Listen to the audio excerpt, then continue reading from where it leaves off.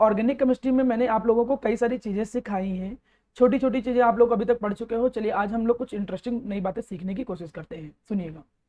सबसे पहले मेरा प्यारा बच्चा, जब मैं ऑर्गेनिक केमिस्ट्री में बात करता हूँ केमिकल रिएक्शन के बारे में, तो ऑर्गेनिक केमिस्ट्री में जो बेसिक कॉन्सेप्ट है वो है क्या। ऑर्गेनिक केमिस्ट्री में हम लोग ये बोलते हैं कि एक तो होते हैं सबस्ट्रेट, थोड़ा ध्यान समझिएगा। एक होते हैं जिन्हें हम लोग कहते हैं सबस्ट्रेट।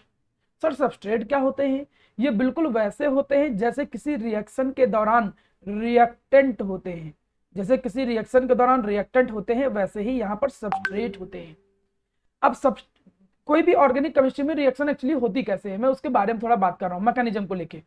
यहाँ पे बेटा कुछ अटैकिंग रिएजेंट होते हैं, मैं अभी डिस्कस करूंगा कि कौन होते हैं अटैकिंग रिएजेंट। कुछ ऐसे होते हैं जिनको हम लोग बोलते हैं अटैकिंग रिएजेंट, जो अटैक करने का काम करते हैं। किस पे अटैक करेंगे? रिएक्टेंट, मतलब बोले तो सबस्ट्रेट पे अटैक करेंगे। तो रिएक्शन के दौरान अधिकतर क्या होता है, कभी कभी तुम रिएक्शन के मैकेनिज्म में देखोगे कि बीच में एक इंटरमीडिएट क्रिएट होते हैं। बीच में क्या होते हैं? कुछ इंटरमीडिएट क्रिएट होते हैं।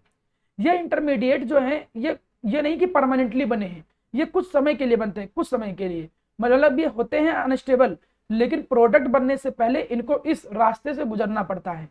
तो जब कोई रिएक्टेंट पे कोई अटैकिंग रिएजेंट अटैक करता है तो पहले इंटरमीडिएट बनता है, और इंटरमीडिएट बनने के बाद मेरा प्यारा बच्चा क्या बनता है?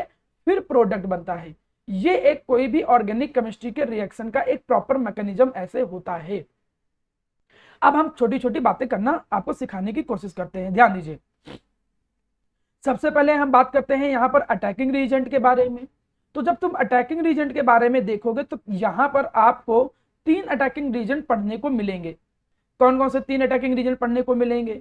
एक तो आपको पढ़ने को मिलेगा जिसे हम लोग जानते हैं कार्बोकैटायन। सर ये कार्बोकैटायन क्या होता है? कार्बो का मतलब होता है कार्बन, और कार्बन के ऊपर जब पॉजिटिव चार्ज आ जाए, कई बार तुम देखोगे कि कार्बन के ऊपर पॉजिटिव चार्ज आ जाएगा। अब केवल कार्बन नहीं, पूरा बड़ा सा कंपाउंड होगा। बड़ा सा कंपाउंड का मतलब कुछ ऐसे CH3 CH2 और इसके ऊपर देखो पॉजिटिव चार्ज आ गया ऐसे। तो जब कार्बन के ऊपर पॉजिटिव चार्ज हो तो ऐसे स्पीसीज को हम क्या बोलते हैं? कार्बोकैटायन बोलते हैं। मतलब मैं थोड़ा गलत बोल गया, आई एम रियली सॉरी। ये मैं इंटरमीडिएट के बारे में बोल गया, ठीक है, आई एम रियली सॉरी। ठीक है, थोड़ा थकान ज्यादा हो गई ना इस वजह से, कोई बात नहीं। यहाँ पर मेरा प्यारा बच्चा क्या है? अटैकिंग रीजेंट है। जो मैं बता रहा था वो सही था, लेकिन वो इंटरमीडिएट था। अटैकिंग रीजेंट जो होते हैं ये 2 तरीके के देखने को मिलेंगे आपको।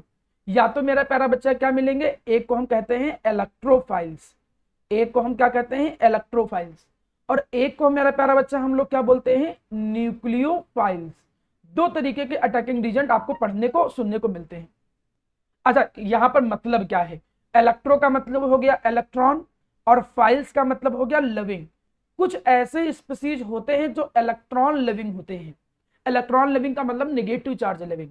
तुम देखोगे कि कुछ स्पीसीज ऐसे होंगे जो जहां कहीं भी नेगेटिव चार्ज देखेंगे वो वहां पे अटैक करेंगे। अटैक करने वालों का नेचर भी तो है, या तो वो नेगेटिव डेंसिटी पे अटैक करेंगे, जहां पे नेगेटिव चार्ज ज्यादा है वो वहां पे अटैक करेंगे। या तो कुछ होते हैं न्यूक्लियोफाइल। जो न्यूक्लियोफाइल होते हैं उनको हम लोग बोलते हैं पॉजिटिव चार्ज लिविंग। इनको हम लोग क्या बोलते हैं? Positive charge living. अभी धीरे धीरे समझ में आने लगेगा, आप बिल्कुल परेशान मत हो, ठीक है। तो यहां पर 2 तरीके के रीजेंट होते हैं, या तो इलेक्ट्रोफाइल होंगे या तो न्यूक्लियोफाइल होंगे। इनके बारे में थोड़ा सा डिस्कस कर लेते हैं। इलेक्ट्रोफाइल और न्यूक्लियोफाइल की अगर मैं बातें करूं तो इलेक्ट्रोफाइल भी 2 तरीके के होते हैं, समझो बरा। एक होते हैं जिन पे चार्ज हो। अब भाई इलेक्ट्रॉन को कौन लाइक करेगा, तुम खुद बताओ। इलेक्ट्रॉन को वो लाइक करेगा जिसपे पॉजिटिव चार्ज होगा। पॉजिटिव चार्ज का मतलब जैसे हमने कह दिया NO2+। अब NO2+ एक रिएजेंट है। अभी तुम धीरे धीरे जानोगे कैसे बना, किस तरीके से क्रिएट हुआ, वो हम सब धीरे धीरे स्टेप बाय स्टेप सीखेंगे। लेकिन इस पे पॉजिटिव चार्ज है, तो ये जहां कहीं भी निगेटिव चार्ज देखता है तो वहां पे अटैक कर देता है। जैसे हमने कह दिया माना Cl+, ये भी इलेक्ट्रोफाइल का काम कर रहा है। जैसे हमने कह दिया CH3+, ये भी एक इलेक्ट्रोफाइल का काम कर सकता है। जैसे हमने कह दिया CH3CO+, ये भी एक इलेक्ट्रोफाइल है। जैसे हमने कह दिया SO3H+, ये भी इलेक्ट्रोफाइल, एक्सेट्रा। मतलब तो तुम इलेक्ट्रोफाइल देखोगे इलेक्ट्रॉन लिविंग, तो वो 2 तरीके से देखने को मिलेंगे। या तो उनके ऊपर पॉजिटिव चार्ज होगा, और क्या सर कोई ऐसा हो सकता है कि जो न्यूट्रल हो तब भी वो इलेक्ट्रॉन को लाइक करे? मतलब न्यूट्रल हो तब भी इलेक्ट्रॉन को लाइक करे? हाँ, होते हैं कुछ। कौन होते हैं? ये वो होते हैं जो इलेक्ट्रॉन डिफिशियंट होते हैं। सर ये क्या है? जैसे मैं एग्जांपल दूं, जैसे हमने कहा माना BF3 मॉलिक्यूल, जैसे हमने कहा AlCl3 मॉलिक्यूल। तुमको अगर याद हो, ये तुमने पढ़ा था ऑक्टेट के एक्सेप्शन में। जिनका ऑक्टेट नहीं कंप्लीट होता है सेंट्रल एटम का, वो इलेक्ट्रॉन डिफिशियंट होते हैं, और ये मॉलिक्यूल भी इलेक्ट्रॉन को लाइक करने का काम करते हैं। अच्छा, आखिर क्यों? जैसे हमने कहा BF3 बोला, अब BF3 में अगर आप देखो यहाँ पर ये BF3 मॉलिक्यूल है, मैंने केमिकल बॉन्डिंग में पढ़ाया है लूज डॉट स्ट्रक्चर। जैसे ये चैप्टर कंप्लीट होगा तो मैं बिल्कुल स्टार्टिंग से भी रिवीजन करूंगा, ठीक है, आपका रिवीजन चालू कराऊंगा। अब यहाँ पर अगर BF3 में देखो तो देखो इसके पास कितने इलेक्ट्रॉन है, 6। और तुमको मालूम है कि मॉलिक्यूल का जो सेंट्रल एटम है वो चाहता है कि उसका ऑक्टेट कंप्लीट हो। सेंट्रल तो छोड़ो, सारे एटम चाहते हैं कि उनका ऑक्टेट कंप्लीट हो, हाइड्रोजन हीलियम को छोड़ के। तो अब इसका ऑक्टेट नहीं कंप्लीट है। जब ऑक्टेट नहीं कंप्लीट है तो यार इसके मन में हमेशा ये लगा रहता है कि कैसे भी इसको इलेक्ट्रॉन मिल जाए। तो ये स्पीसीज कैसा हुआ? ये स्पीसीज कहलाया इलेक्ट्रॉन लाइकिंग, इलेक्ट्रॉन को पसंद करने वाला, इलेक्ट्रॉन लविंग, मतलब ये इलेक्ट्रोफाइल की कैटेगरी में आ गए। याद रखना, एक नंबर का क्वेश्चन बड़ा सिंपल भी आ सकता है कि 4-5 स्पीसीज लिख रखे हो और कोई पूछे कि बताओ इलेक्ट्रोफाइल क्या होते हैं, तो आप कम से कम बता ले जाना। इलेक्ट्रोफाइल की कोई डिफिनेशन पूछे तो आप सीधे कह सकते हो कि those species which have electron living nature, जिनका नेचर इलेक्ट्रॉन को लाइक करने का होता है। और इनमें दो लोग आते हैं, या तो पॉजिटिव चार्ज हो या तो सेंट्रल एटम का ऑक्टेट कंप्लीट ना हो। चलिए जी, अब आगे थोड़ा बढ़ता हूं और सिखाता हूं कुछ नई चीजें। अब अगर मैं और नई चीजों पे आऊं, थोड़ा ध्यान दो। Nucleophile, nucleus living. अब ऑब्वियस सी चीज है, न्यूक्लियस लिविंग आए तो न्यूक्लियस लिविंग भी दो तरीके के होंगे, या तो इनके ऊपर चार्ज होगा या तो इनके ऊपर न्यूट्रल होगा। मतलब दो तरीके के स्पीसीज, चार्ज और न्यूट्रल, दो तरीके के। अच्छा हमको बताओ, पॉजिटिव चार्ज को लाइक करना है तो कौन सा चार्ज हो, कोई बताएगा कौन सा चार्ज हो, तब वो न्यूक्लियोफाइल कहलाएगा? नेगेटिव। बिल्कुल सही। अब जैसे माना कोई स्पीसीज ऐसे दिख जाए, CN-, Br-, या फिर हमने कह दिया OH-, ठीक है, एक्सेट्रा ETC। अगर तुम ऐसे स्पीसीज देख रहे हो जिनके ऊपर निगेटिव चार्ज हो, वो कौन सी कैटेगरी में आ जाएंगे? वो सब न्यूक्लियोफाइल आ जाएंगे। वो न्यूक्लियस लाइक करेंगे। क्यों न्यूक्लियस लाइक करेंगे? क्योंकि निगेटिव चार्ज है, और न्यूक्लियस का मतलब यहाँ पर है पॉजिटिव चार्ज, तो ये पॉजिटिव चार्ज को लाइक करेंगे। मतलब जो अटैकिंग रीजेंट है, जो अटैक करते हैं रिएक्टेंट के ऊपर रिएक्शन के दौरान, वो दो तरीके से देखने को मिलेंगे, या तो इलेक्ट्रोफाइल या तो न्यूक्लियोफाइल। न्यूट्रल में भी मिलेंगे तुमको। न्यूट्रल में कब? जब उनके पास लोन पेयर के इलेक्ट्रॉन हो। लोन पेयर के इलेक्ट्रॉन किनको कहते हैं? हम उनको लोन पेयर के इलेक्ट्रॉन बोलते हैं जो बॉन्ड बनाने में हिस्सा नहीं लिए हैं तो हमारे पास इलेक्ट्रॉन, लेकिन हम बॉन्ड बनाने में पार्टिसिपेट नहीं करा रहे हैं। तो एक तरीके से मेरे पास इलेक्ट्रॉन ज्यादा ही हुए, ज्यादा हो गए, इसका मतलब हम इलेक्ट्रॉन डोनेट करने का नेचर रखेंगे। तो अगर मेरे पास इलेक्ट्रॉन ज्यादा है तो मैं खुद को ज्यादा निगेटिव मानूंगा, ज्यादा निगेटिव मानूंगा तो मैं पॉजिटिव चार्ज को लाइक करूंगा। इसी वजह से अगर किसी के ऊपर लोन पेयर हो सेंट्रल एटम पे तो वो भी न्यूक्लियोफाइल की कैटेगरी में आते हैं। जैसे ये वाटर हो गया, जैसे ये अमोनिया हो गया, अमोनिया भी न्यूक्लियोफाइल का काम करता है। ठीक, बहुत सारे ग्रुप मिल जाएंगे एक्सेट्रा करके। तो देखो हम रिएक्शन का मैकेनिज्म सीखने चल रहे हैं। मैं ऑर्गेनिक केमिस्ट्री में अब छोटी छोटी बातें छोड़ के अब थोड़ा इसके अंदर आ रहा हूं, आपको चीजें समझ में आएंगी, बस चीजों पर ध्यान ज्यादा अच्छे देना। तो अटैकिंग वाले रीजन दो तरीके के होते हैं, इलेक्ट्रोफाइल और nucleophile. Electrophile electron living, nucleophile nucleus living. चलिए आगे बढ़ते हैं। सर ये इंटरमीडिएट क्या होते हैं? तुम अभी आगे जब पढ़ोगे समझोगे तब आपको मालूम चलेगा। क्या मालूम चलेगा? कि कभी कभी रिएक्शन में आपको 3 तरीके के इंटरमीडिएट देखने को मिलेंगे। कौन कौन से? या तो आपको कार्बोकैटायन देखने को मिलेगा, या तो आपको कार्बोकैटायन देखने को मिलेगा, या तो आपको कार्बो एनायन देखने को मिलेंगे, कार्बो एनायन देखने को मिलेंगे, या तो मेरा प्यारा बच्चा आपको क्या देखने को मिलेंगे? फ्री रेडिकल्स देखने को मिलेंगे। आप परेशान मत हो, इस चीज को लेकर परेशान मत हो कि ये क्या होते हैं, कैसे होते हैं, कैसे बनेंगे, क्योंकि वो अभी जब धीरे धीरे आप आगे में आऊंगा तो खुद आइडिया लग जाएगा। कार्बोकैटायन कहते किसे हैं बस इतना समझ लो। कार्बो का मतलब कार्बन, और जब कभी भी कार्बन के ऊपर तुमको पॉजिटिव चार्ज दिखे तो समझ जाओ वो कार्बोकैटायन है। जब कभी तुमको कार्बन के ऊपर निगेटिव चार्ज दिखे, वो बड़ा मॉलिक्यूल भी हो सकता है, छोटा मॉलिक्यूल भी हो सकता है, कुछ भी हो सकता है। मना अगर मैं यहां पर देखूं तो कार्बन के ऊपर निगेटिव चार्ज आ गया तो ये देखो क्या कहलाएगा? कार्बो एनायन कहलाएगा। फ्री रेडिकल क्या होते हैं? फ्री रेडिकल हम उनको बोलते हैं जब कार्बन के ऊपर एक इलेक्ट्रॉन हो। देखो दो होते हैं तो लोन पेयर कहते हैं ना उसे, दो फ्री रहते हैं तो लोन पेयर कहते हैं। जब एक इलेक्ट्रॉन होगा तो फ्री रेडिकल कहेंगे। अब सर ये क्या है, कैसे बने हैं, ये सब बाद की बातें हैं। अभी तब तक केवल आपको इतना दिमाग में बैठाना है कि किसी भी रिएक्शन के दौरान जो अटैकिंग रीजेंट होते हैं ये दो तरीके के होते हैं, इलेक्ट्रोफाइल एंड न्यूक्लियोफाइल। जब मैं बात करूंगा इलेक्ट्रोफाइल की तो ये होते हैं इलेक्ट्रॉन लिविंग, जब मैं बात करूंगा न्यूक्लियोफाइल की तो ये होते हैं न्यूक्लियस लेवल, और ये बीच में इंटरमीडिएट बनेंगे, और इंटरमीडिएट इतने तरीके के होते हैं। अब मैं थोड़ा थोड़ा चीजों को और अच्छे से एक्सप्लेन करने की कोशिश करता हूं, ध्यान से सुनिए। क्या और एक्सप्लेन करना है? एक्सप्लेन मुझे ये करना है कि आखिर बने कैसे, क्या रीजन है, कैसे क्रिएट हो गए। आप खुद समझो प्यारा बेटा, जब मैं ऑर्गेनिक केमिस्ट्री की बात करता हूं तो ऑर्गेनिक केमिस्ट्री में जब मैं बॉन्ड की बात करूंगा, रिएक्शन का मतलब ही होता है पुराने बॉन्ड का टूटना और नए बॉन्ड का बनना।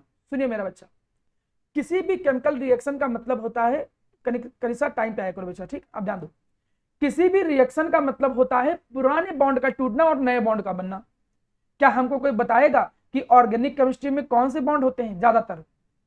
किसी को कोई आइडिया कि ऑर्गेनिक केमिस्ट्री में? Covalent covalent bond. बिल्कुल सही बच्चों, कौन से बॉन्ड होते हैं? कोवेलेंट बॉन्ड होते हैं।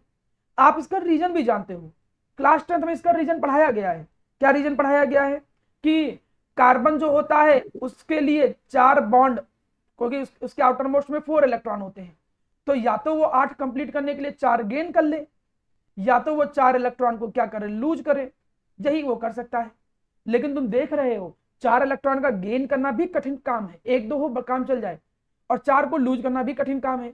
इसलिए कार्बन जो होता है वो पसंद करता है इलेक्ट्रॉन को शेयर करना, और शेयर करने से जो बॉन्ड बनते हैं वो क्या होते हैं मेरा प्यारा बच्चा? कोवेलेंट बॉन्ड होते हैं। इसीलिए जब कभी भी ऑर्गेनिक केमिस्ट्री में ये बोला जाएगा कि बॉन्ड बन रहे हैं, बॉन्ड टूट रहे हैं, तो किसकी बात की जाएगी? कोवेलेंट बॉन्ड की बात की जाएगी। अब जब मैं रिएक्शन की बात कर रहा हूं तो इन कोवेलेंट बॉन्ड को 2 तरीके से ब्रेक किया जाता है। अब कई बच्चे बोलेंगे सर ब्रेक ही क्यों कर रहे हैं? तो बेटा रिएक्शन का क्या मतलब होता है? रिएक्शन का 10th में तो यही मतलब पढ़ा था ना कि पुराने बॉन्ड टूटे रिएक्टेंट के और नए बॉन्ड बने। तो बॉन्ड तो टूटना हमको पढ़ना पड़ेगा, और कौन से? कोवेलेंट, क्योंकि कोवेलेंट बॉन्ड ही होते हैं ऑर्गेनिक केमिस्ट्री में। तो कोवेलेंट बॉन्ड के ब्रेक करने के जो फिजन का मतलब टूटने के 2 तरीके होते हैं। एक होता है जिसको हम कहते हैं homolytic fission, number 1 that is known as homolytic fission, और दूसरा जो होता है that is known as heterolytic fission. Homolytic fission एक होता है और दूसरा होता है मेरा प्यारा बच्चा जिसको हम बोलते हैं हेट्रोलिटिक फिजन। सर ये क्या होते हैं समझो। कोई भी कोवेलेंट बॉन्ड जो होता है वो किसी भी 2 एटम के बीच में तब बनता है जब 2 इलेक्ट्रॉन की शेयरिंग होती है। ये आपको मालूम है, जब 2 इलेक्ट्रॉन की शेयरिंग होती है तब कोवेलेंट बॉन्ड बनता है। होमोलिटिक फिजन मैं उनको बोलता हूं, सुनिए, होमोलिटिक फिजन मैं उनको बोलता हूं जब जो कोवेलेंट बॉन्ड हो वो कुछ ऐसे टूटे। सर कैसे टूटे? ये कुछ ऐसे टूटे कि जो 2 इलेक्ट्रॉन थे वो दोनों के दोनों इलेक्ट्रॉन एक एक करके यूनिफॉर्मली डिस्ट्रीब्यूट हो। मतलब बॉन्ड ब्रेकिंग के दौरान जो इलेक्ट्रॉन हो वो क्या हो? यूनिफॉर्मली डिस्ट्रीब्यूट हो। वो क्या हो? यूनिफॉर्मली डिस्ट्रीब्यूट हो, मतलब दोनों के बीच में बराबर बराबर हिस्सा हो, म्यूचुअल डिस्ट्रीब्यूशन हो।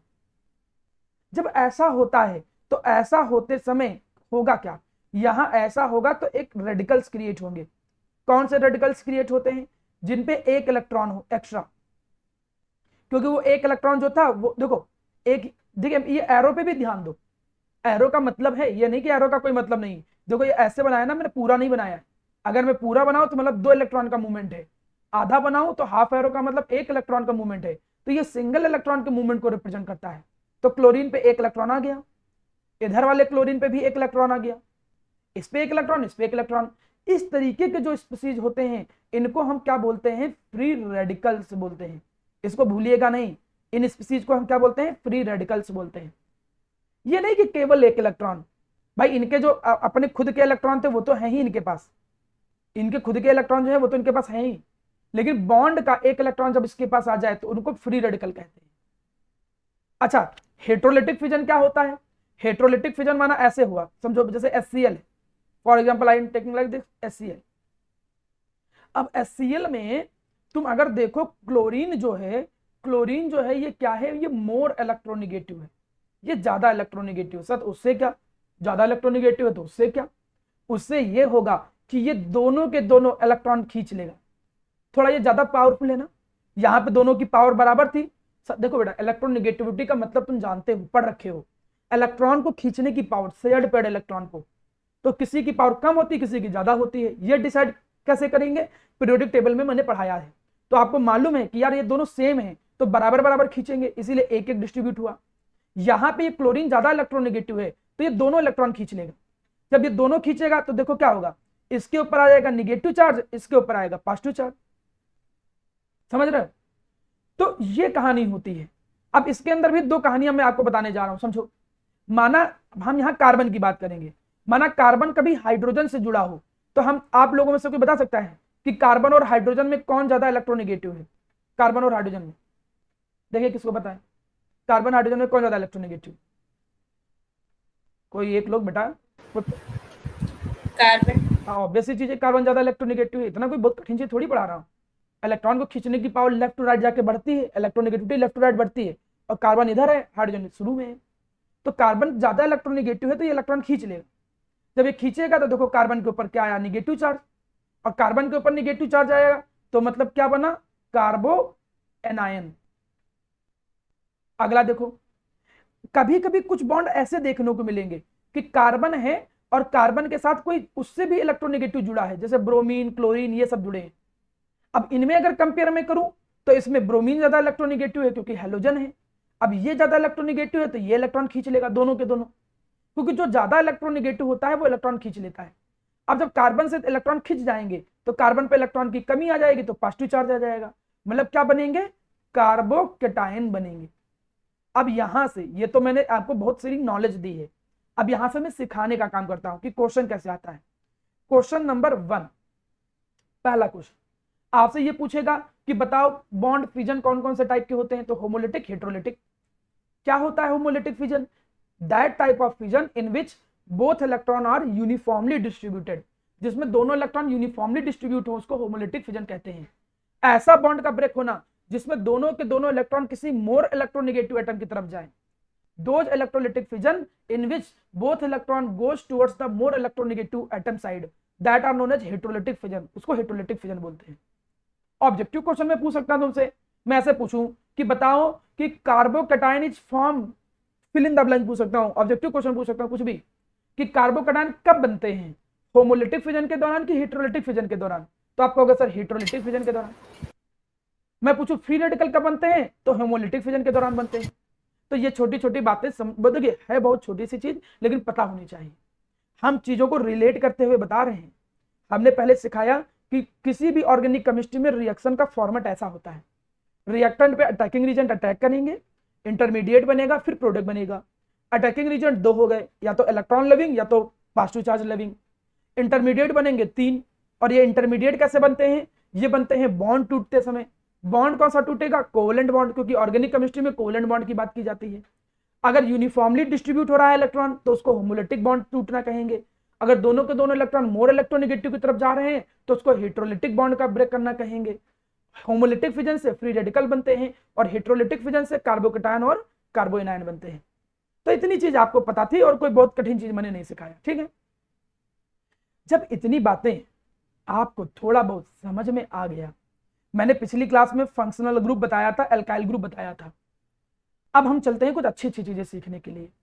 मैं तुमको एक बात बताऊं प्यारा बेटा, कि जो ऑर्गेनिक केमिस्ट्री है, ये ऑर्गेनिक केमिस्ट्री का जो मैकेनिज्म है, ऑर्गेनिक केमिस्ट्री का जो कॉन्सेप्ट है, ये बेस्ड होता है ऑन द इलेक्ट्रॉनिक डिस्ट्रीब्यूशन। ये कहीं ना कहीं इलेक्ट्रॉनिक डिस्ट्रीब्यूशन पर ही बेस्ड है। कोई तुम देख रहे हो कोई इलेक्ट्रॉन खींच ले रहा है, कोई जहां इलेक्ट्रॉन कम है वहां पे अटैक कर रहा है, क्योंकि बॉन्ड तो इलेक्ट्रॉन ही बनाते हैं। तो ये इलेक्ट्रॉनिक पर बेस काम करता है। तो यहां पर कई सारे फैक्टर्स ऐसे हैं, there are so many factors, जो कहीं ना कहीं ऑर्गेनिक रिएक्शन के मैकेनिज्म को, ऑर्गेनिक रिएक्शन के मैकेनिज्म को डिसाइड करते हैं। सर मैकेनिज्म कैसा, क्या मतलब होता है? मैकेनिज्म का मतलब होता है किस तरीके से रिएक्शन हो रही। हम यहाँ ये नहीं है कि तुमसे कहे जाओ रिएक्शन रट लो, यहाँ ऐसा नहीं चलता है ऑर्गेनिक में कि तुम जाओ बेटा देखो Cu plus CuSO4 plus zinc UZnSO4 plus copper. वहां पर भी थोड़ा थोड़ा फॉर्मेट होता था, थोड़ा तरीका होता था। यहाँ पर भी मैकेनिज्म सीखोगे कि कैसे रिएक्शन होती है। हर रिएक्शन का मैकेनिज्म नहीं सिखाऊंगा, जो बहुत ज्यादा जरूरी है उनका सिखाऊंगा। तो कैसे मैकेनिज्म होता है, वो मैकेनिज्म जो होता है उनको डिसाइड कौन करेगा? उनको डिसाइड करेंगे कई सारे फैक्टर। एक बात मैं बता दूं, ये जो इलेक्ट्रॉनिक पैरामीटर होता है, ये जो इलेक्ट्रॉनिक कॉन्सेप्ट होते हैं, ये सब बेस्ड होता है इलेक्ट्रॉनिक डिस्टरबेंस पर।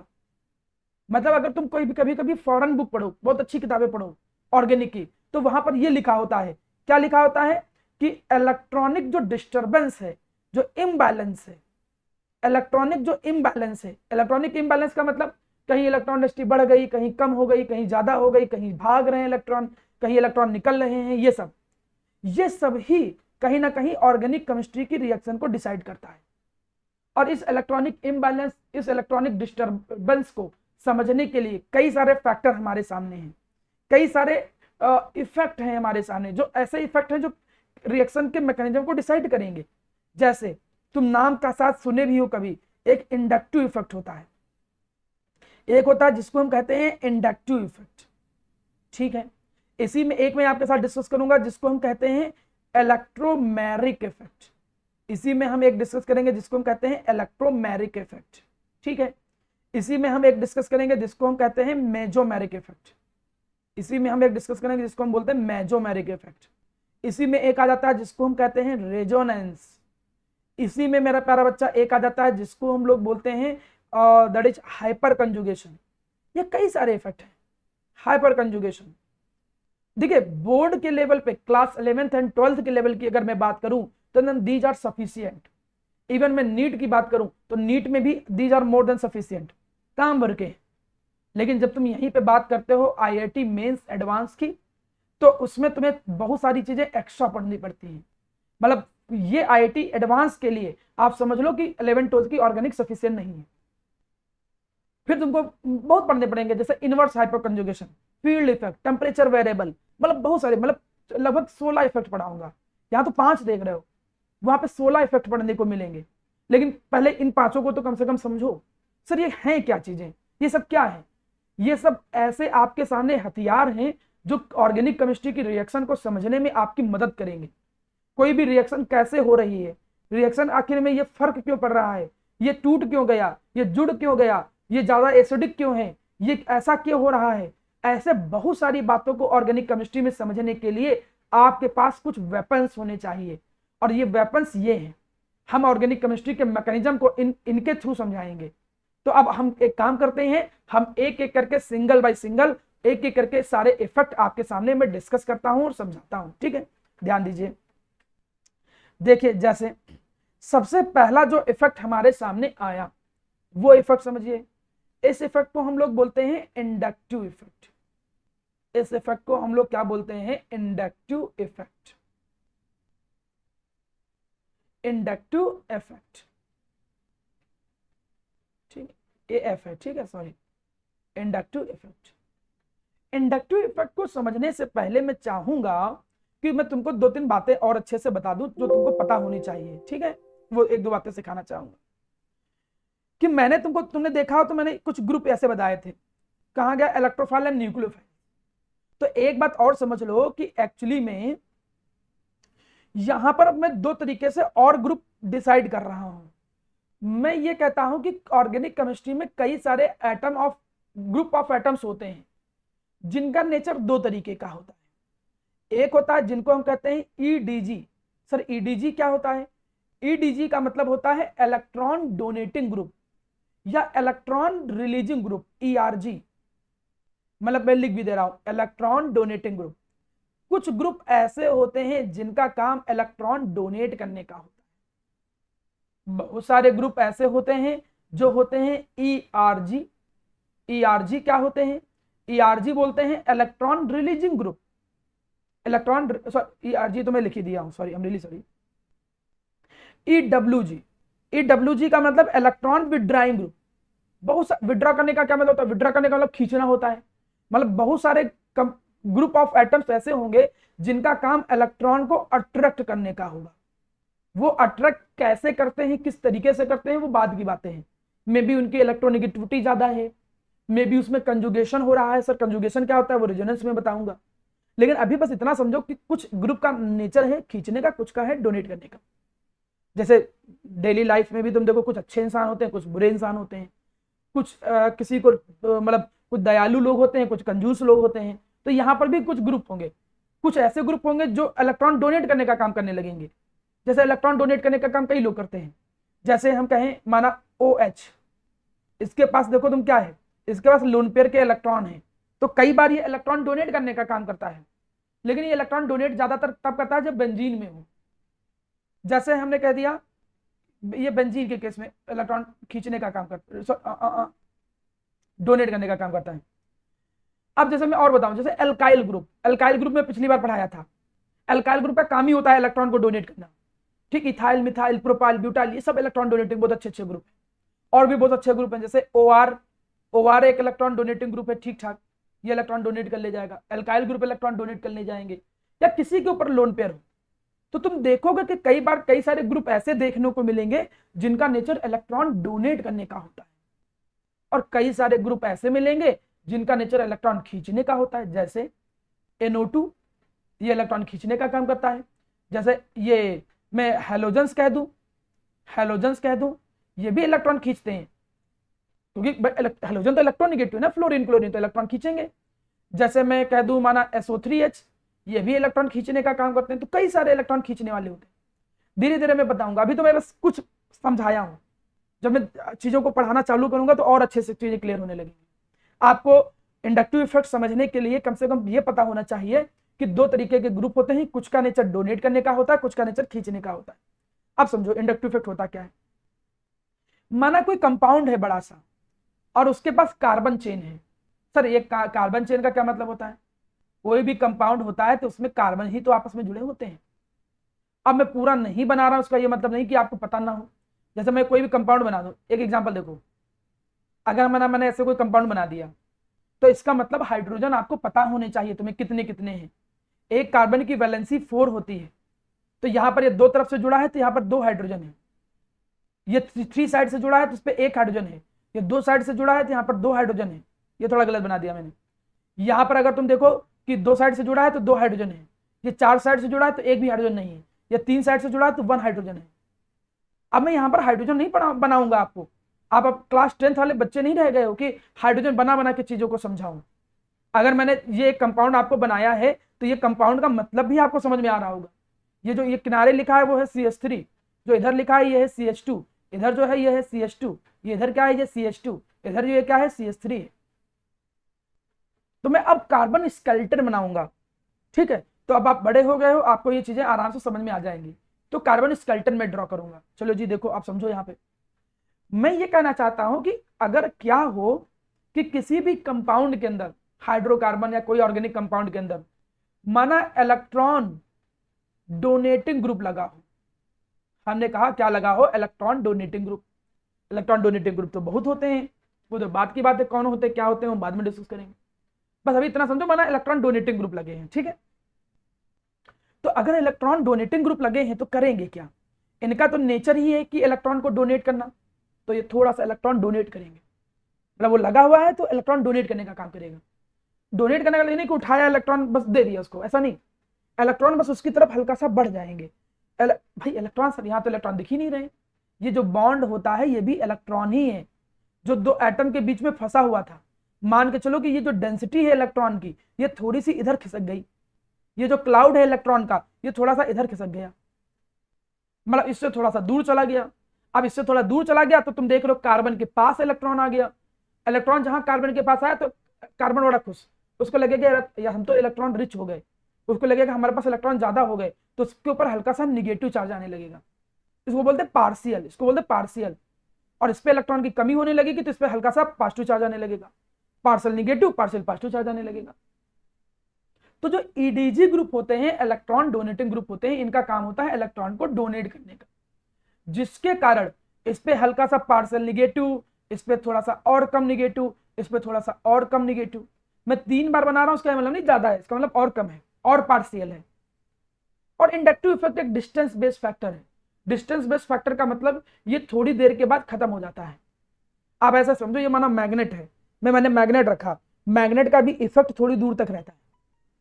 पास में यहां पे मैं कोई आयरन लाऊंगा तो और तेजी से खींचेगा, यहाँ पे आयरन थोड़ी धीरे खींचेगा।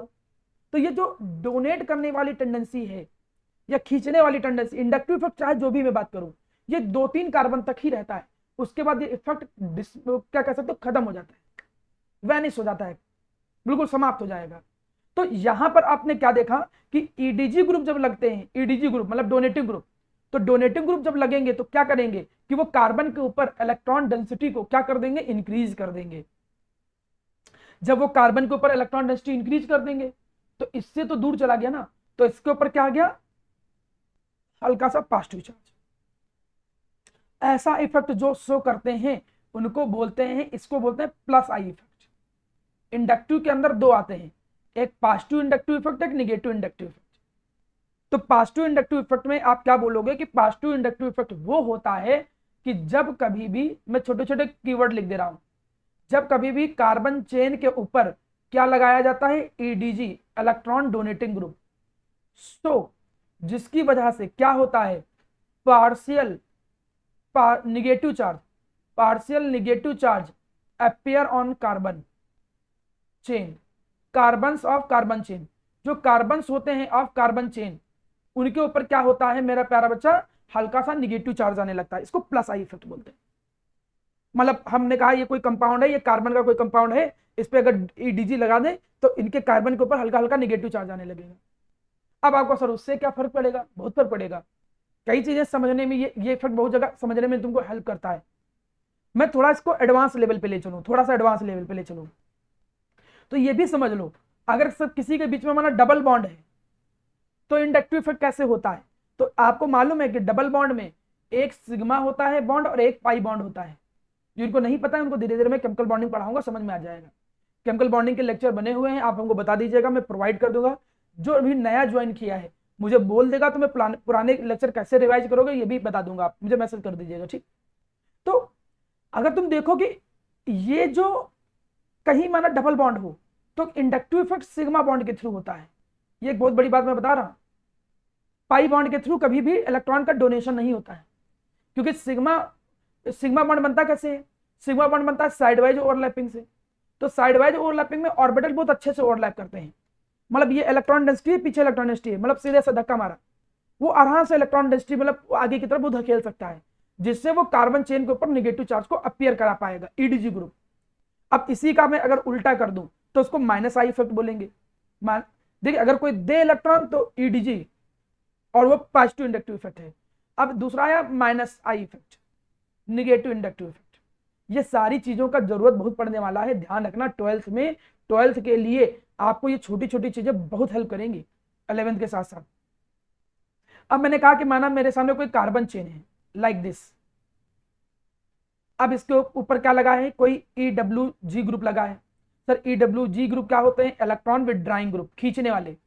इनका नेचर इलेक्ट्रॉन खींचने का, जब इनका नेचर इलेक्ट्रॉन खींचने का है तो ये थोड़ा थोड़ा इलेक्ट्रॉन की डेंसिटी खींचेंगे। जब ये इलेक्ट्रॉन डेंसिटी खींचेंगे तो इलेक्ट्रॉन इसकी तरफ भागेंगे, जब इलेक्ट्रॉन इसकी तरफ भागेंगे तो इस पे कमी आ जाएगी, हल्का सा पॉजिटिव चार्ज। इन पे थोड़ी कम कमी आएगी क्योंकि दूर थे, इन पे थोड़ी और कम कमी आएगी क्योंकि और दूर थे। लेकिन इस पे निगेटिव चार्ज आ जाएगा क्योंकि इसने खींचा है इलेक्ट्रॉन, तो इस पे निगेटिव चार्ज आ जाएगा, विड्राइंग पे निगेटिव चार्ज आ जाएगा। ये कहलाता है इंडक्टिव इफेक्ट। तो इंडक्टिव इफेक्ट में दो तरीके के होते हैं, पॉजिटिव इंडक्टिव इफेक्ट और निगेटिव इंडक्टिव इफेक्ट। अगर तुम ऐसा देख रहे हो, तुम इतना बना पाओगे तो लैंग्वेज भी लिख ले जाओगे। आप ऐसे बोलोगे कि जब किसी भी कार्बन चेन के ऊपर EWG लगता है, इलेक्ट्रॉन विड्राइंग ग्रुप लगता है, तो इलेक्ट्रॉन विड्राइंग ग्रुप क्या करता है, कार्बन चेन के ऊपर स्लाइटली पॉजिटिव चार्ज को अपीयर करा देता है, स्लाइटली पॉजिटिव चार्ज को ले आता है, और इस इफेक्ट को हम क्या बोलते हैं, निगेटिव इंडक्टिव इफेक्ट बोलते हैं। और स्लाइटली निगेटिव चार्ज लाना जब आता है तो उसको पॉजिटिव इंडक्टिव इफेक्ट बोलते हैं। अब आपके मन में आएगा कि सर ये क्या पढ़ा रहे हैं हमको, इसका जरूरत क्या है, what is the need, inductive effect कहाँ हेल्प करेगा। चलो कुछ चीजें मैं बताता हूँ, ठीक, सारा नहीं, कुछ बताता हूँ बातें।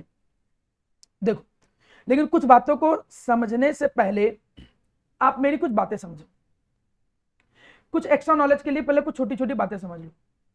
हम कई बार ऐसे बोलते हैं primary, secondary and tertiary and quaternary carbon. हम कुछ ऐसे कार्बन के बारे में बात करते हैं, जैसे मैं कोई कंपाउंड लिख दूं, जैसे मैंने यहाँ कोई कंपाउंड लिख दिया, मैंने लिख दिया CH3, यहां पर लिख दिया CH3। बेटा देखो, आप कम से कम ये मैं उम्मीद करता हूं कि ये नहीं सोच रहे होंगे कि ये हाइड्रोजन से जुड़ा है कार्बन, ये नहीं सोच रहे होगे कि हाइड्रोजन से जुड़ा है कार्बन। इतने तुम बड़े हो गए कम से कम, इतना एटलीस्ट मैं मान के चल रहा हूँ 10th पास हो। इसका ये मतलब है कि कार्बन से जुड़ा है और इस पे 3 हाइड्रोजन जुड़े हैं, ठीक है। तो ये थोड़ा सा अंडरस्टैंडिंग होनी चाहिए थोड़ी सी। अब मैं ये बोलना चाह रहा था कि मैंने यहाँ पर माना एक कोई कंपाउंड बना दे रहा हूँ, आई एम लाइक दिस। यहाँ पर हमने बना दिया दिस सी, यहाँ पर हमने बना दिया, यहाँ पर हमने लगा दिया CH3, यहाँ पर हमने लगा दिया CH3, यहाँ पर हमने लगा दिया CH2, यहाँ पर हमने लगा दिया CH3। अब देखो यहाँ पर प्राइमरी सेकेंडरी टर्सरी कार्बन, कोई बहुत बड़ी बात नहीं कि क्वेश्चन आ जाए, आता भी है क्वेश्चन कभी कभी कि आप प्राइमरी सेकेंडरी टर्सरी कार्बन को समझाओ, इसको क्या बोलते हैं प्राइमरी। देखिए मैं जो बताने जा रहा था इंडक्टिव में उसमें जरूरत पड़ेगी ये सब, ठीक है। ये प्राइमरी, इसके लिए मैं क्या बोलता हूँ सेकेंडरी वर्ड बोलता हूँ, इसके लिए मैं क्या बोलता हूँ टर्सरी वर्ड बोलता हूँ, ठीक है। और इसके लिए मैं क्या बोलता हूँ क्वार्टनरी कार्बन, क्वार्टनरी कार्बन, ठीक है। कोई भी कार्बन कितने अगले कार्बन से जुड़ा है उसकी बेसिस पे होता है। जैसे ये एक कार्बन से जुड़ा है तो ये प्राइमरी है, ये वाला दो तरफ से जुड़ा हो, दो कार्बन से, तो ये सेकेंडरी कार्बन कहलाएगा। ये वाला कार्बन 3 तरफ से कार्बन से जुड़ा है तो इसको हम टर्सरी कार्बन बोलेंगे। ये कार्बन वाला 4 तरफ से कार्बन से जुड़ा है, कार्बन से तो इसे क्वार्टनरी कार्बन बोलेंगे। जैसे यहाँ बताओ, कोई बताएगा ये कार्बन कौन सा है, प्राइमरी कार्बन सेकेंडरी टर्सरी, बताओ क्या है ये वाला। Sir primary. प्राइमरी कार्बन, ठीक है। चलो अगला, अब मैं जिससे पूछूंगा मुझे बताएंगे अनुषा, अनुषा ये बताइए ये वाला कार्बन कौन सा है। Sir secondary. सेकेंडरी कैसे है अनुषा, देखो एक कार्बन इधर, एक कार्बन नीचे, एक कार्बन बगल में, तो ये क्या हो गया, ये टर्सरी हो गई, ठीक है। प्रतीक बताओ ये वाला कार्बन कौन सा है बेटा, ये वाला CH2 वाला। Sir secondary. हाँ very good, it is a secondary carbon, तो ये सेकेंडरी कार्बन है। अच्छा ये वाला कार्बन कौन सा है कनिष्ठा बता पाओगे, कनिष्ठा अगर वाइस आ रही हो, ये कार्बन कौन सा है Kanishtha, primary secondary tertiary quaternary.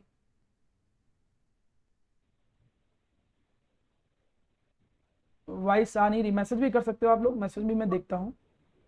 Battery. हाँ ठीक है अस्मिता बिल्कुल सही, ये क्वार्टनरी है। क्यों क्वार्टनरी है, क्योंकि 4 तरफ से जुड़ा हुआ है। बताओ अच्छा ये कोई एक लोग बताओ ये कौन सा है प्राइमरी सेकेंडरी टर्सरी कौन सा। सेकेंडरी। हाँ सेकेंडरी का सेल में वो एक ही से तो जुड़ा है, देखो ये कार्बन एक ही से जुड़ा है तो ये प्राइमरी है। ये ऊपर वाला कार्बन कौन सा है, प्राइमरी है क्योंकि एक ही जुड़ा है। नीचे वाला कार्बन ऊपर वाले एक ही जुड़ा है, देखो प्राइमरी है। ये कौन सा है, ये सेकेंडरी है। और ये देखो ये कौन सा है, ये प्राइमरी है। प्राइमरी। तो आपको ये पता आना चाहिए। सर ये क्यों पता होना चाहिए, क्योंकि मैंने अभी थोड़ी देर पहले तुमको बताया था कार्बोकेटाइन कार्बोएनाइन, तो उसी बेसिस पे प्राइमरी सेकेंडरी टर्सरी कार्बोकेटाइन भी होते हैं। जैसे मैं ऐसे बोलूं, माना हमने ऐसे लिखा कार्बोकेटाइन, तो माना हमको बनाना है प्राइमरी कार्बोकेटाइन, तो देखो ये क्या है, ये प्राइमरी कार्बोकेटाइन है। क्यों भैया प्राइमरी कार्बोकेटाइन है, क्योंकि जिस कार्बन पे ये है वो कितने से जुड़ा है, एक कार्बन से, तो ये कौन सा है प्राइमरी कार्बोकेटाइन।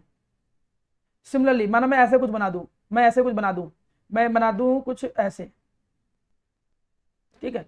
अब हमको बताओ ये कौन सा कार्बोकेटाइन है, सेकेंडरी है, ऑब्वियस सी चीज है। क्यों, क्योंकि जिस कार्बन पे है वो 2 कार्बन से जुड़ा है। जस्ट लाइक मैं कुछ ऐसा बना दूं, मैं कुछ ऐसा बना देता, मैं कोई कार्बोकेटाइन ऐसा बनाता। अब ये है कार्बोकेटाइन, लेकिन ये कार्बोकेटाइन किस टाइप का है, ये टर्सरी टाइप का है क्योंकि 3 कार्बन से जुड़ा है।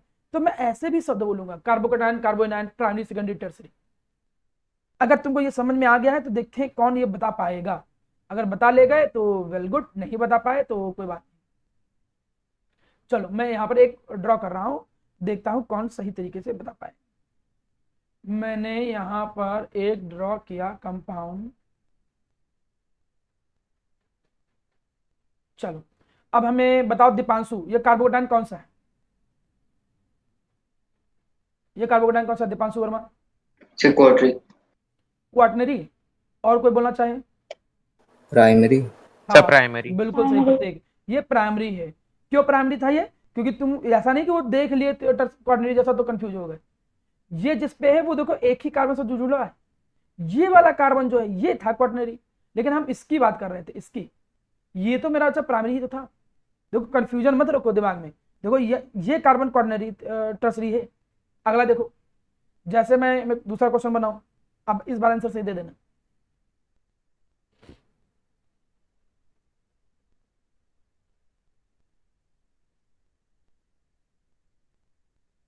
ये कार्बोएनायन है, कार्बोएनायन का मतलब निगेटिव चार्ज है, ठीक है।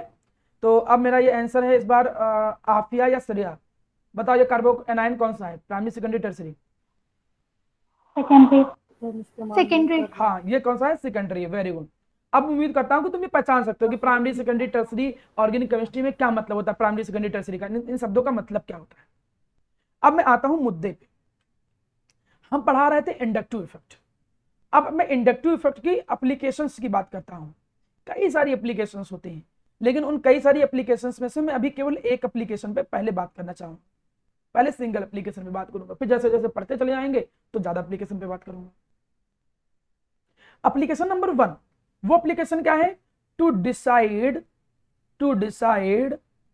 द स्टेबिलिटी ऑफ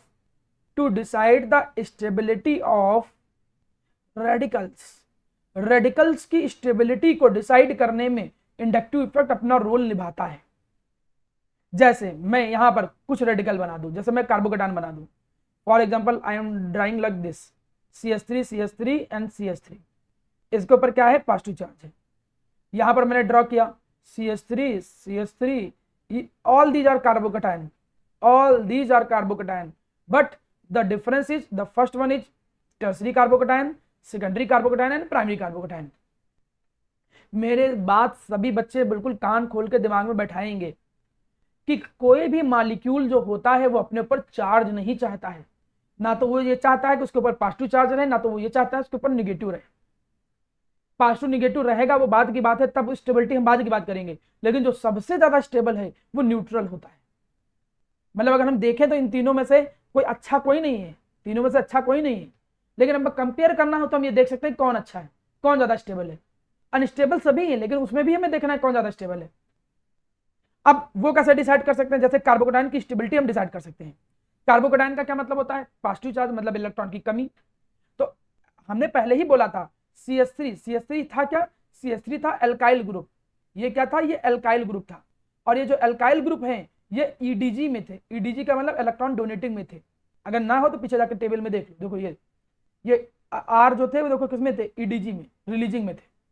अब तुम खुद समझो, ये CH3 यहाँ पर थोड़ा थोड़ा इलेक्ट्रॉन देने लगेगा, थोड़ा थोड़ा इलेक्ट्रॉन इधर से देगा, ये थोड़ा इलेक्ट्रॉन इधर से देगा, ये थोड़ा इलेक्ट्रॉन इधर से देगा। इसमें इलेक्ट्रॉन देने वाले 2 लोग हैं, इसमें इसको इलेक्ट्रॉन प्रोवाइड करने वाले 1 लोग हैं।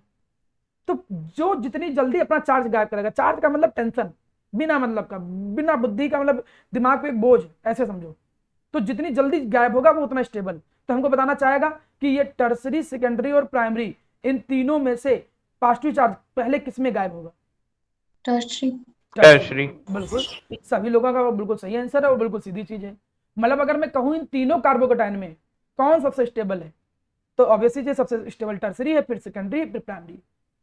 तो तुमसे ये अच्छा क्वेश्चन है, इंपॉर्टेंट लिख सकते हो, ये आने वाले टाइम में बहुत बार यूज होने वाला है और ये पूछता भी है। तो तीनों कार्बोकेटायन में सबसे ज्यादा स्टेबल कौन सा है, कार्बोकेटायन की अगर मैं स्टेबिलिटी की बात करूं, मैं यहां पर लिख दे रहा हूं कार्बोकेटायंस। मैं कार्बोकेटायंस की स्टेबिलिटी की अगर बात करूं तो उसमें स्टेबिलिटी का ऑर्डर निकलता है टर्सरी सबसे ज्यादा, फिर सेकेंडरी और फिर प्राइमरी। ये देखो कार्बोकेटायन की स्टेबिलिटी का ऑर्डर है। The similarly now I am talking about the कार्बोएनायन। चलिए अब मैं कार्बोएनायन की बात करता हूं। अब मैं यहां पर कार्बोएनायन बना रहा हूं। कार्बोएनायन पे कौन सा है, निगेटिव चार्ज। तो ये चाहता है कि इसके ऊपर से निगेटिव चार्ज जल्दी हट जाए, ये चाहता है कि इसके ऊपर से निगेटिव चार्ज जल्दी हट जाए, ये चाहता है कि इसके ऊपर से निगेटिव चार्ज जल्दी हट जाए।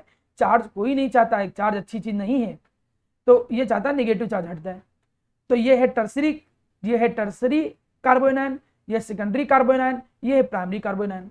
जरा हमको बताओ कौन सबसे ज्यादा यहाँ पर स्टेबल है और किससे चार्ज जल्दी गायब होगा। गायब तो किसी जल्दी नहीं होगा, स्टेबल कौन है ज्यादा यहाँ, प्राइमरी। बिल्कुल सही श्रेया। यहाँ पर चार्ज तो किसी से गायब ही नहीं हो रहा है। यहाँ पे एक तो परेशान है, ऊपर से इसको 3 लोग और परेशान करने वाले हैं, 3 लोग इलेक्ट्रॉन डोनेट करने वाले हैं। यहाँ इसको 2 लोग इलेक्ट्रॉन डोनेट करने वाले हैं, ये लोग एक ही लोग इलेक्ट्रॉन डोनेट करने वाले हैं। भाई मान के चलो इलेक्ट्रॉन जो है वो अच्छी चीज नहीं है, आपका रिजल्ट खराब आ गया, अच्छी चीज नहीं है। अब रिश्तेदार कितने हैं जो और तुम्हारा कंडीशन खराब करेंगे और परेशान करेंगे, तुम खुद ही परेशान हो। नेगेटिव चार्ज मतलब परेशान, और इलेक्ट्रॉन दे रहे हैं मतलब और परेशानी देने वाले, और परेशानी देने वाला 1 लोग है, इसके पास और परेशानी देने वाले 2 लोग हैं, इसके पास और परेशानी देने वाले 3 लोग हैं। तो सबसे ज्यादा परेशान कौन हो जाएगा, ये टर्सरी परेशान हो जाएगा। तो इसमें स्टेबिलिटी का ऑर्डर चेंज हो जाता है।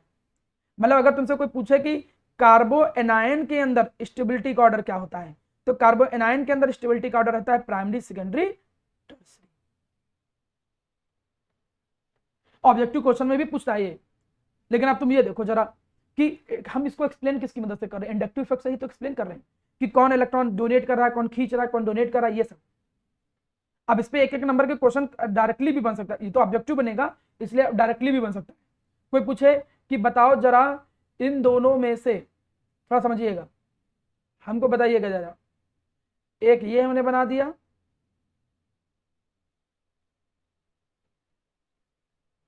इन दोनों में से कौन ज्यादा स्टेबल है, पहले और दूसरे में से कौन ज्यादा स्टेबल है, क्वेश्चन ऐसे बना दूं मैं, which is more stable, second वाला। फर्स्ट वाला। Which is more stable. अलग अलग दो आंसर आए हैं, बाकी लोग बताओ। फर्स्ट वाला। हाँ बिल्कुल सही। अच्छा। तो फर्स्ट। अच्छा, ऐसा क्यों, फर्स्ट वाला क्यों ज्यादा स्टेबल है? सर उसको क्योंकि उसमें donate करने 3 में- साइड से इलेक्ट्रॉन्स आ सकते हैं। ना ना ना मतलब और आसान शब्दों में बताओ आंसर। प्रतीक बताओ क्यों फर्स्ट वाला ज्यादा स्टेबल है? सर क्योंकि सर 3 कार्बन उसे डोनेट कर हाँ सकते मतलब हैं। ये टर्सरी है, सीधे आसान भाषा में ये टर्सरी है, और ये कौन सा है? प्राइमरी। ये प्राइमरी है, क्योंकि एक ही जुड़ा है, प्राइमरी। देखने में खाली कंफ्यूजन था लेकिन ये प्राइमरी था। और आपको मालूम है टर्सरी प्राइमरी से ज्यादा स्टेबल होता है, तो ये ज्यादा स्टेबल है, वो कम स्टेबल है। तो ये भी क्वेश्चन बनता है एग्जाम में कि कौन ज्यादा स्टेबल कार्बोकेटायन है, कौन कम स्टेबल कार्बोकेटायन है, तो ऐसे ही तो डिसाइड करोगे। तो कार्बोकेटायन का ऑर्डर ये होता है, कार्बो एनायन का ऑर्डर ये होता है। और एक फ्री रेडिकल भी हमने बताया था, तो फ्री रेडिकल भी इलेक्ट्रॉन की कमी ही होते हैं, जैसे पॉजिटिव चार्ज इलेक्ट्रॉन की कमी होते हैं, वैसे फ्री रेडिकल भी इलेक्ट्रॉन की कमी ही है।